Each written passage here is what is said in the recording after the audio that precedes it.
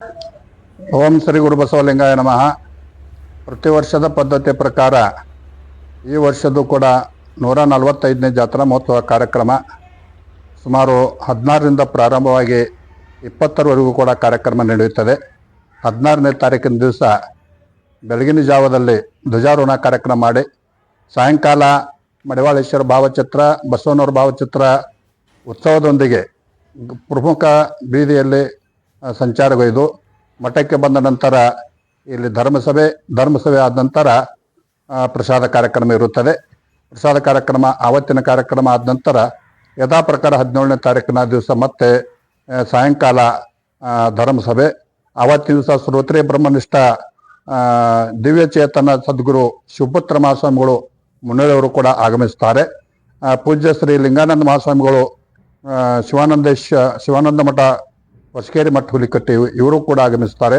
ಆವತ್ತಿನ ಧರ್ಮಸಭೆ ಆದ ನಂತರ ಪ್ರಸಾದೊಂದಿಗೆ ಕಾರ್ಯಕ್ರಮ. ಆವತ್ತಿನ ಕಾರ್ಯಕ್ರಮ 18-26ರಂದು ಶ್ರೀಮನ್ ನಿರಂಜನಪುರ ಸ್ವರೂಪಿ ಪಂಚಮ ಶಿವಲಿಂಗೇಶ್ವರ ಮಹಾಸ್ವಾಮಿಗಳು ಸದ್ಗುರು ದುರ್ದುಂಡೇಶ್ವರ ಸಿದ್ಧ ಸಂಸ್ಥಾನ ಮಠ ಇವರು ಕೂಡ ಆವತ್ತಿನ ದಿವಸ 18ನೇ ತಾರೀಕು ಆಗಮಿಸುತ್ತಾರೆ. ಅವರದ ಧರ್ಮಸಭೆ ಆದ ನಂತರ ಪ್ರಸಾದ ಆವತ್ತಿನ ಕಾರ್ಯಕ್ರಮ. ಗುರುವಾರ 19ನೇ ತಾರೀಕು ದಿವಸ ಪರಮ ಪೂಜ್ಯ ಶ್ರೀ ರುದ್ರಯ್ಯ ಮಹಾಸ್ವಾಮಿಗಳು ಗರ್ಜೂರ ಮತ್ತು ಪರಮ ಪೂಜ್ಯ ಶಶಿಕಾಂತ ಗುರುಜಿ ರೈತ ಸಂಘ ಗೌರವಾಧ್ಯಕ್ಷರು, ಸನ್ಮಾನ್ಯ ಶ್ರೀ ಬಾಬಾ ಸಾಹೇಬ್ ಪಾಟೀಲ್ರು ಜನಪ್ರಿಯ ಶಾಸಕರು ಇವರು 19ನೇ ತಾರೀಕು ಆಗಮಿಸಿ ಅವತ್ತ ಧರ್ಮಸಭೆ ಮಾಡಿ ಅವತ್ತಿನ ಪ್ರಸಾದ. ತದನಂತರ 20ನೇ ತಾರೀಕು ಎಲ್ಲ ಪ್ರಕಾರ ಸಾಯಂಕಾಲ 4 ಗಂಟೆಗೆ ತೇರ. 4 ಗಂಟೆ ತೇರಿಗೆ ನಮ್ಮ ಮಾಜಿ MLA ಆಗಿರ್ತಕ್ಕಂಥ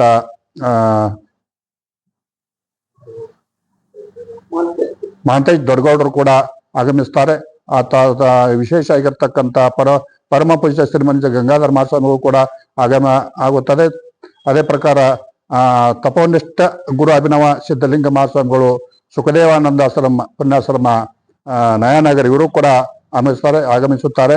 ಶ್ರೀಮನ್ ನಿರಂಜನ ಪರಮ ಸ್ವರೂಪಿ ವೀರೇಶ್ವರ ಮಹಾಸ್ವಾಮಿಗಳು ಗುರು ಮಡಿವಾಳೇಶ್ವರ ದೇವರ್ಷಿಗೆ ಇವರು ಕೂಡ ಇವರಾಗೂ ಆಗಮಿಸುತ್ತಾರೆ. ಪರಮ ಪೂಜ್ಯ ಶ್ರೀ ವೀರೇಶ್ವರ ಹೊಸಮಠ ಧಾರವಾಡ ಇವರು ಕೂಡ ಆಗಮಿಸುತ್ತಾರೆ.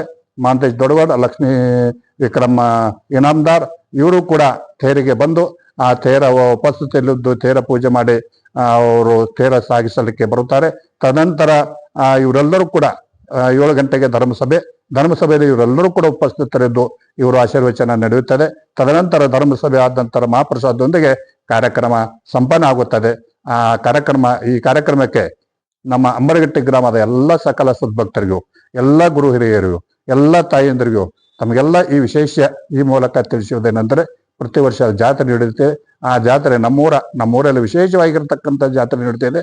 ಆ ಜಾತ್ರೆಗೆ ನಾವೆಲ್ಲರೂ ಕೂಡ ತನು ಮನ ಧನ ಒಂದು ಸಮರ್ಪಣೆ ಮಾಡಿಕೆಸಿಂದ ವಿಶೇಷ ಎಲ್ಲರೂ ಯುವಕರಾಗಲಿ, ದೊಡ್ಡವರಾಗಲಿ, ಸಣ್ಣವರಾಗಲಿ, ತಾಯಂದರಾಗಲಿ, ಎಲ್ಲ ಮುದ್ದು ಮಕ್ಕಳಾಗಲಿ ಬಂದು ಭಾಗಿಯಾಗಿ ನಮ್ಮ ಜಾತ್ರೆ ಅಂತಕ್ಕಂಥ ವೈವಿಧ್ಯತೆವಾಗಿರ್ತಕ್ಕಂಥ ಈ ಜಾತ್ರೆ ನೀವೆಲ್ಲರೂ ಕೂಡ ಮಾಡೋಣ.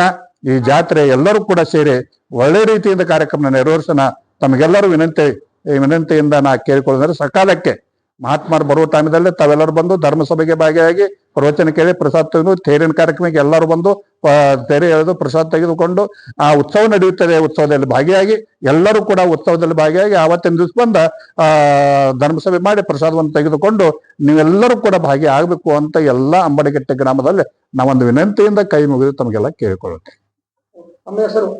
ವೀರೇಶ್ವರ ಸ್ವಾಮಿಗಳು, ಮಡಿವಾಳೇಶ್ವರ ಮಠ, ದೇಗುಲಹಳ್ಳಿ, ಅಂಬಡಗಟ್ಟಿ ಗ್ರಾಮದ ಸರ್ವ ಸದ್ಭಕ್ತರಿಗೂ ಸವಿನಯ ಪ್ರಾರ್ಥನೆ. ಎಲ್ಲ ಟ್ರಸ್ಟ್ದವರಿಗೂ, ಎಲ್ಲ ನಮ್ಮ ಊರಿನ ಹಿರಿಯರು, ಕಿರಿಯರು, ತಾಯಂದರಿಗೂ ಈ ಮುಖಾಂತರ ಹೇಳುವುದೇನೆಂದರೆ, ಈ ನಮ್ಮ 5 ದಿನ ಕಾರ್ಯಕ್ರಮ ಧ್ವಜಾರೋಹಣ ಹಿಡ್ಕೊಂಡ ತೇರಾಗುವವರೆಗೂ ಕೂಡ ಈ ಕಾರ್ಯಕ್ರಮ MK ನ್ಯೂಸ್ ಚಾನಲ್ನಿಂದ ಲೈವ್ದಲ್ಲಿ ಕಾರ್ಯಕ್ರಮ ಇರುತ್ತದೆ.